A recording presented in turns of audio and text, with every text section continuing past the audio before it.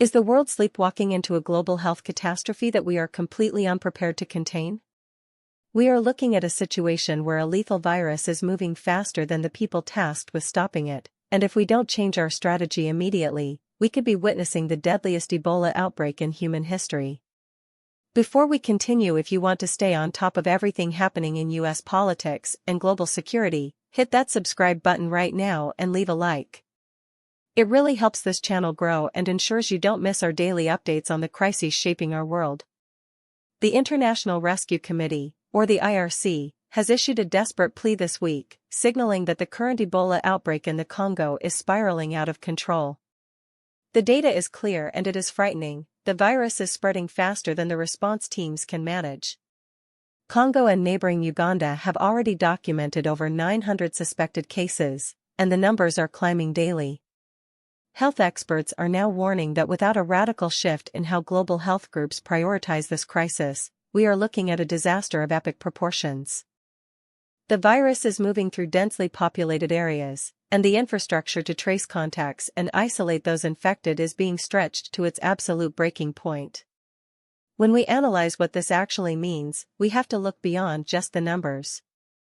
An Ebola outbreak of this magnitude is not just a regional issue for Central Africa, it is a stress test for our entire global health infrastructure. We have seen in the past how quickly localized outbreaks can become international emergencies.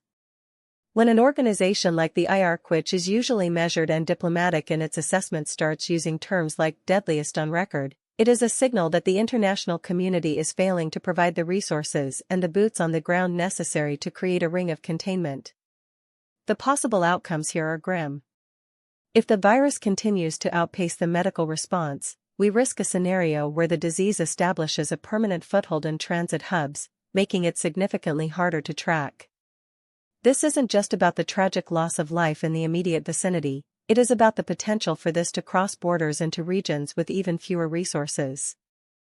We have to ask ourselves, why is the global response so sluggish? Is it a lack of funding, a lack of political will, or are we simply becoming desensitized to the reports coming out of Africa? The reality is that in a hyperconnected world, a health crisis anywhere is a health crisis everywhere. The window to contain this is closing, and history has taught us that waiting until a crisis is at our doorstep is the most expensive and dangerous way to operate. This brings us to a very difficult conversation. The US government and its partners have a vested interest in global stability, but public attention is currently divided among a dozen other domestic political dramas.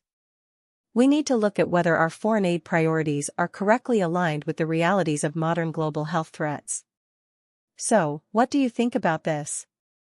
Do you believe the international community is doing enough, or are we ignoring a looming catastrophe because it isn't dominating our domestic headlines? Drop your opinion in the comments below. I read every single one, and I want to hear your perspective on whether we should be doing more to intervene before it's too late. The facts are laid out, and the warnings are loud and clear.